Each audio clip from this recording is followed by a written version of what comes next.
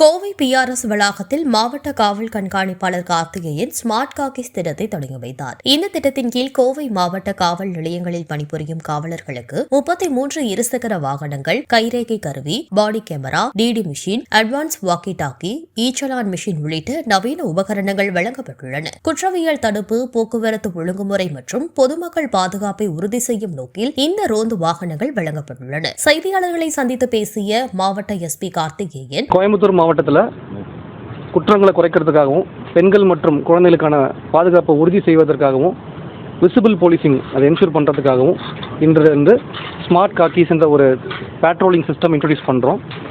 இந்த patrolling system 24/7 24 மணி நேரமும் தொடர்ந்து ஒரு காவல் நிலையத்திலையும் இயங்கும். ஹெவி ஸ்டேஷன்ஸ், அந்த ஸ்டேஷனில் 2லேருந்து 3 பேட்ரோல்கள் தொடர்ந்து இயக்கப்படும்.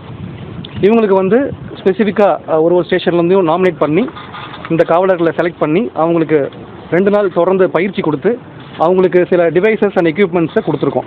இதில் பார்த்தீங்கன்னா அவங்களுக்கு இந்த அட்வான்ஸ்டு பாடி ஒன் கேமராஸ் கொடுத்துருக்கோம், அட்வான்ஸ்டு கம்யூனிகேஷன் டிவைசஸ். அது மட்டும் இல்லாமல் அவங்களுக்கு இந்த சில டெக்னிக்கல் அப்ளிகேஷன்ஸ் இருக்குது. FRS, ஒருத்தர் குற்றவாளியை பார்த்த உடனே அந்த ஃபோனில் கேமரா எடுத்து ஃபோட்டோ எடுத்து அவருக்கு குற்றப்பின்னணி இருக்கா இல்லையான்னு கண்டுபிடிக்கிற அந்த அப்ளிகேஷன் ஆகட்டும், வாகன அப்ளிகேஷன், இந்த வண்டியோடைய உண்மகத்தன்மையை கண்டுபிடிக்கிறதாகட்டும், அந்த மாதிரி அப்ளிகேஷன்ஸ் ஆகட்டும், ஈச்சலான் மிஷின்ஸு, குடிபோதையில் யாராவது இருந்தாங்கன்னா அவங்களுக்கு செக் பண்ணுறதுக்கு ப்ரீத் அனலைசர் டிவைசஸ், இந்த மாதிரி பல எக்யூப்மெண்ட்ஸ் அவங்களுக்கு நாங்கள் கொடுத்து ட்ரெயின் கொடுத்துருக்கோம். ஸோ இவங்க இதே போல் 100 கால் 100 கால் வருது அப்படின்னாலோ, இல்லை யாராவது ஒரு பப்ளிக் டிஸ்ட்ரெஸில் இருக்காங்கன்னு கால் பண்ணுறாங்கனாலோ வேகமாகவும் இமீடியட்டாகவும் போயிட்டு அவங்களை ரெஸ்பாண்ட் பண்ணி அவங்க ப்ராப்ளம் அட்டன் பண்ணுறதுக்காகவும் இவங்களுக்கு நாங்கள் ட்ரைனிங் கொடுத்துருக்கோம். ஸோ இதன் மூலியமாக நமக்கு குற்றங்களை குறையிறதுக்காகவும் அதே போல் பொதுமக்கள் மத்தியில் விசிபிள் போலீசிங் இருக்கிறத என்ஷூர் பண்ணுறதுக்காகவும் இந்த திட்டத்தை கொண்டு வந்திருக்கோம். வண்டியிலையும் சில ஆல்ட்ரேஷன்ஸ் பண்ணி யூனிஃபார்மாக ஒரே மாதிரி பேட்ரோலை கொண்டு வந்திருக்கோம். இதுக்கான கால் சைன் காக்கின்னு கொடுத்துருக்கோம். ஸோ இதன் மூலியமாக கோவை மாவட்டத்தில் இந்த பேட்ரோல் 24/7 இயங்கி குற்றங்களை குறைக்கிறதுக்கு முயற்சிகள் எடுக்கிறதுக்கான நடவடிக்கை எடுத்திருக்கோம். மொத்தம் 35 பைக்ஸ் நம்ம இதில் இன்ட்ரடியூஸ் பண்ணுறோம். இது ஒரு செட் ஆஃப் பேட்ரோல். இது இல்லாமல் ஸ்டேஷனில் அடிஷ்னல் பேட்ரோல்ஸ் இருக்கும். இது மட்டுமே கிடையாது. பட் இவங்க 24/7 எப்போவுமே அவைலபிளாக இருப்பாங்க. குறிப்பாக இந்த காலையில் பள்ளி கல்லூரிகள் இயங்குகிற டைமில் அங்கே எதுவும் இஷ்யூஸ் வரக்கூடாதுன்றால அந்த டைம் அந்த ஏரியாவில் கவர் பண்ணுவாங்க. அதே போல் பொதுமக்கள் அதிகமாக கூடக்கூடிய பஸ் ஸ்டாண்டு, மார்க்கெட் ஏரியாஸு அங்கே மூவிங்கில் இருப்பாங்க.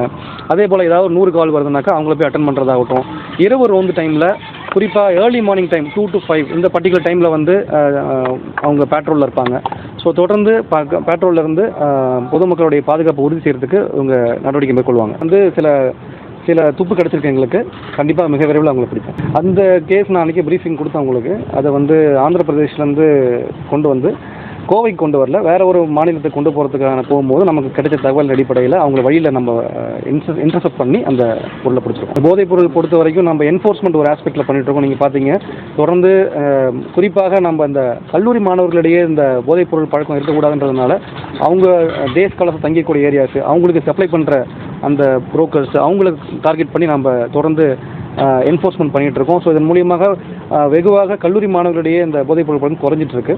அதே நேரத்தில் அவங்களுக்கு இந்த விழிப்புணர்வும் ஏற்படுத்த வேண்டியது இருக்குது. ஸோ இப்போ காலேஜஸ் ரீஓப்பனிங் டைமு, ஒரு காலேஜஸையும் நானும் பர்சனலாக போயிட்டு 2-3 காலேஜஸ் போய் அட்டன் பண்ணேன். இன்ஸ்பெக்டர்ஸும் டிஎஸ்பிஸும் போயிட்டு இந்த ஃப்ரெஷர்ஸ் வரவங்கள்ட்ட போயிட்டு அந்த நாளில் நம்ம அவங்களுக்கு இந்த அவேர்னஸ் கொடுக்குறோம். இந்த போதைப் பொருளால் ஏற்படக்கூடிய தீமைகள் என்ன அப்படின்றத அவங்களுக்கு நம்ம விழிப்புணர்வு ஏற்படுத்திட்டு இருக்கோம். இதன் மூலிமா நம்ம டிமாண்டையும் குறைக்கிறதுக்கான முயற்சிகள் எடுத்துகிட்டு இருக்கோம். இப்போ ஏ ஷிஃப்ட்டில் மூவ் பண்ணுவாங்க.